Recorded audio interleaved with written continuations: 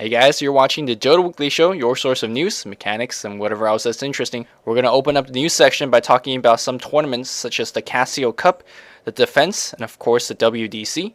For the mechanics today, we'll take a look at mana regeneration and how you can effectively optimize your mana management. Lastly, for the interesting happening of the show, I have yet another Dota Riddle for you guys to work on.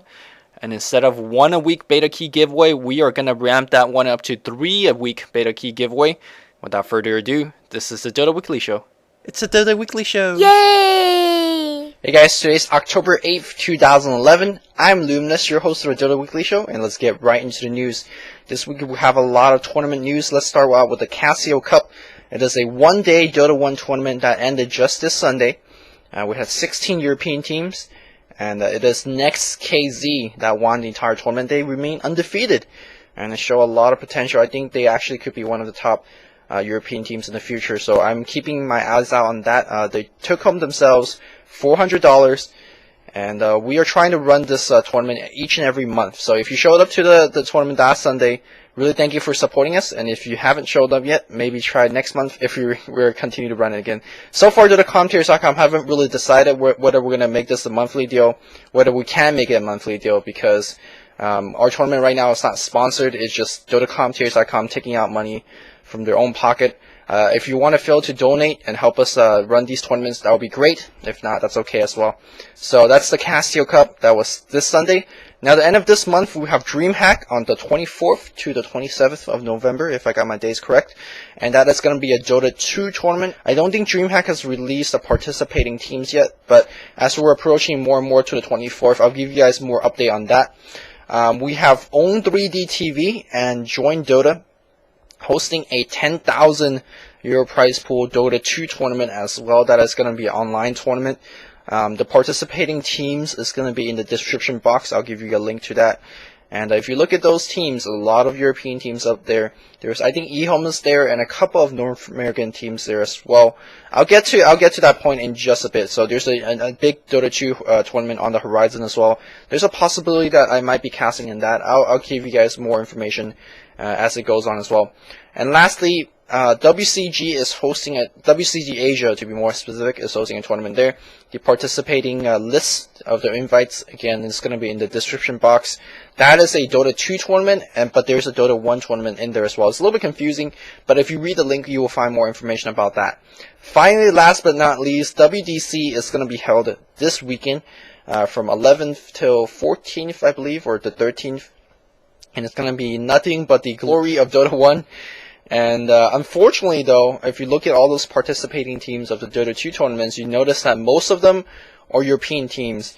And if you really haven't been following the Dota 1 and Dota 2 news, there's been a lot of European teams that have been switching from Dota 1 to Dota 2. So I'm not too sure whether they just find Dota 2 more lucrative, or they find that it's not worth it to travel to China and Malaysia to compete in WDC or SMM. I don't know what the deal is, but I think WDC will be mostly Chinese teams and a couple really strong Southern East Asian teams and a couple really strong European teams. As a whole, I don't know. This is a very biased statement, so treat it as such. I honestly don't think, outside of Navi and maybe 1 or 2 other European teams, I don't think there's any other teams in the European scene that can take DK to a best of 5 series, that could take IG.Y to a best of 5 series.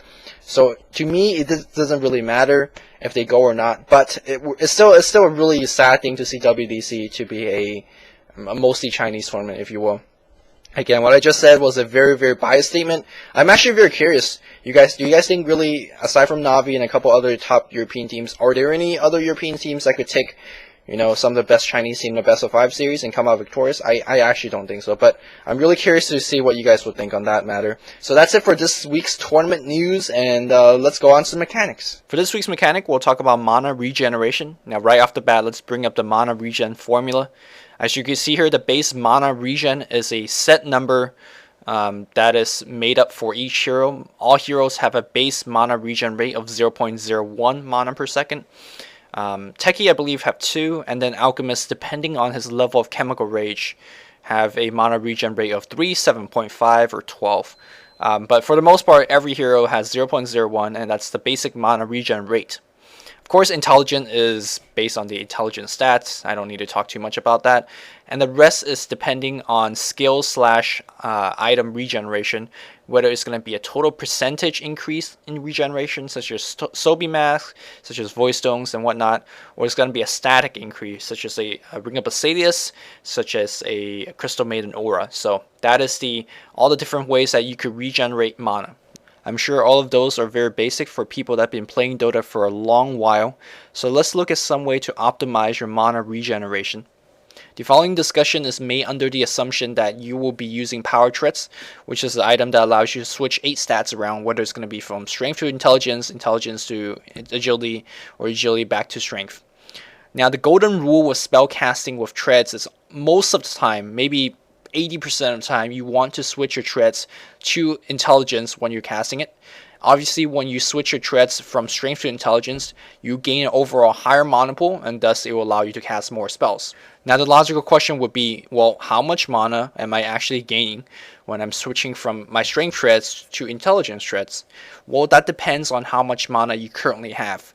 If you, let's say you have 95% mana capacity, and then you switch Threads from Strength to Intelligence, then overall you're gaining a huge deal of extra mana.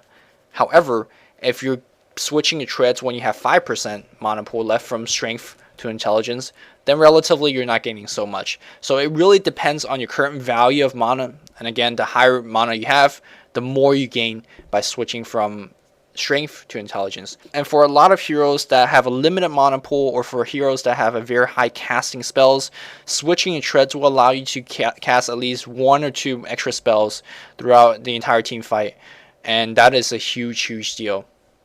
So for most times, you want to switch your Threads to Intelligence when you're in battle or when you need to cast something. Now, when you're outside of battle or when you're not casting spells, it is better to switch your Threads away from Intelligence, unless you really want the 8 Intelligence for extra damage if you're Intelligence 0, or you want it for other reason. But for most of the time, you want to switch it back to Strength or Agility for a couple of reasons. Reason number 1 is when you're benefiting from static regen. And this is, Ring of Basilius regen, this is Crystal Maiden Aura regen, this is Bottle regen, this is Arcane Boots, this is Clarity. Any type of item that gives you a static amount of regen, you want to switch it back to your Agility or Strength. Keep in mind that when you switch it back to Agility Strength, you actually lower your mana pool.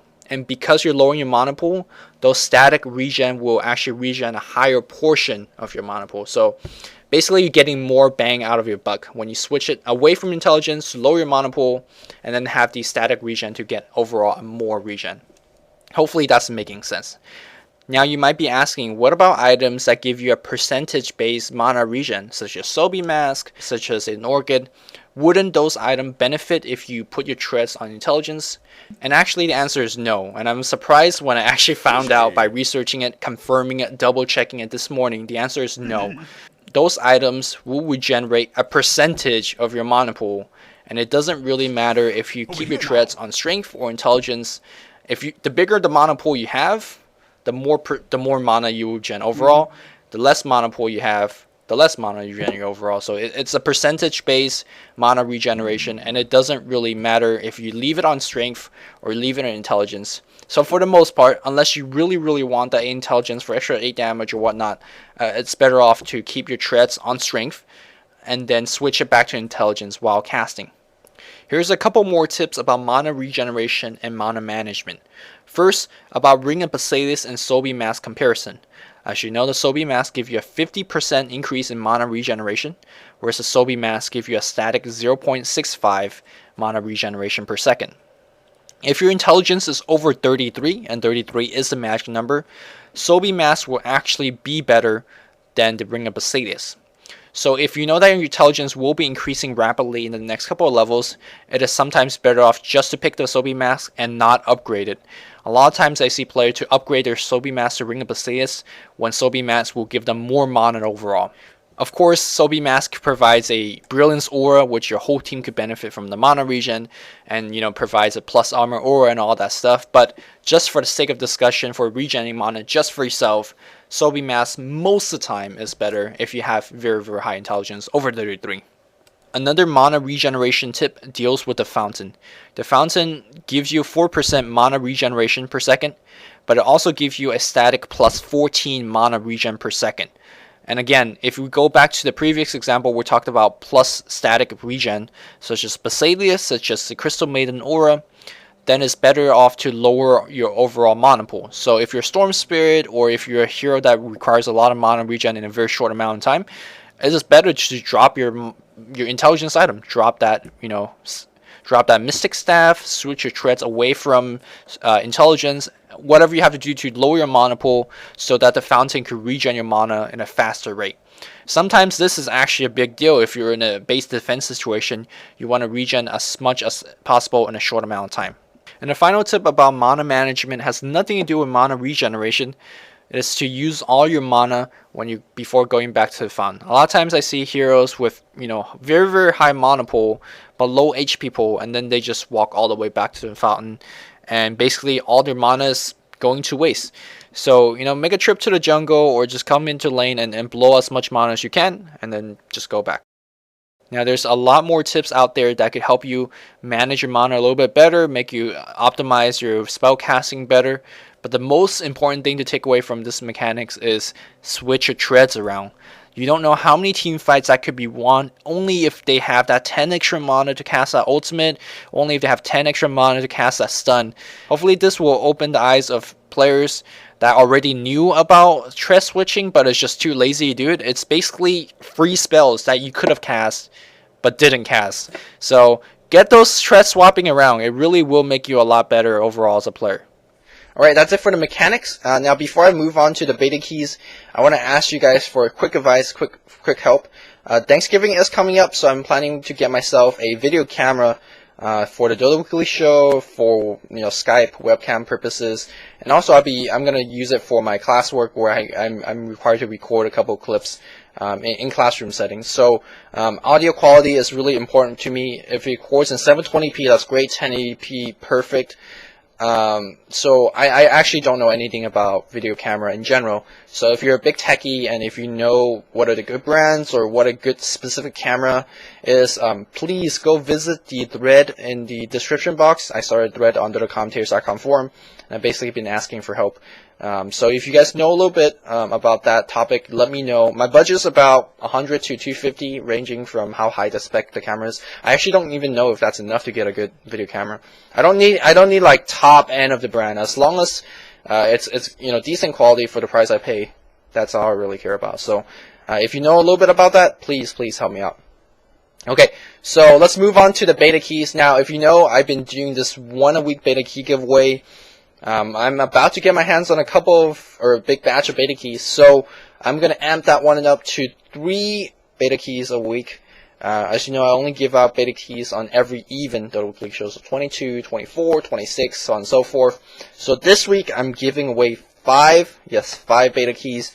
I'm gonna be using the random number generator to find those people from my subscription list. So I'm gonna run the numbers, go through I guess 9,000 something people on the subscription list, and then 5 people will be selected as winner. I will PM them the beta key, and then when I give out all 5 beta keys for this week, I'll leave a message on Facebook or something like that, and then you'll know if you got the beta keys or not. Definitely. Of course, also this week I'm going to be giving out yet another riddle. I'm actually really happy that the Dota community in general is finding these riddles really challenging and really fun as well. I've been receiving about 500 PMs every time I release a riddle, and I expect nothing less than this time. Now, the riddle, here it is. As usual, the riddle itself will point to a certain hero, but you will be guessing the skill of that certain hero. Within the riddle, there's a pattern, there is some sort of hidden trick or something that you have to find, and that will help you determine the skill. I use the Fibonacci sequence in the second riddle. I use a kind of a diagonal kind of line, a numerical kind of pattern in the first riddle. So there is going to be some type of trick in this one as well. Now let me be 100% clear about this. It does not matter if you guess the skill name correctly if you don't provide the correct explanation for it. So for all I know, someone could be making different YouTube accounts and just guessing each and every random skills. You are able to guess as many times as you want, But generally, if you're guessing, then chances are that's not the correct answer. Most of my riddles are just very logical, and there's a definite answer behind them. Of course, you send the answers of the riddle to my YouTube PM box. And again, I'm going to be very strict on the titling. It's going to be riddle dash skill name. If I don't see that, I will be not looking at PM at all. I'll just delete it. Riddle dash skill name. And then within the body of the text of the PM, please put in your explanation of the skill, why you think that's the name of that skill. So again, here's a riddle one more time. Good luck, everyone. I'm expecting a lot of PMs, and also good luck to the 5 beta keys through the random generators. So that's pretty much it for this week's Dodo Weekly Show. And one more time, please, if you know anything about video cameras, budget from 100 to 250, let me know. Check out the thread in the description box. Really want to amp up the video quality a little bit for the Dodo Weekly Show and also for my class projects. So that's it. I hope you guys enjoyed this week's Dodo Weekly Show. As always, this is Luminous signing off. Gee, guys.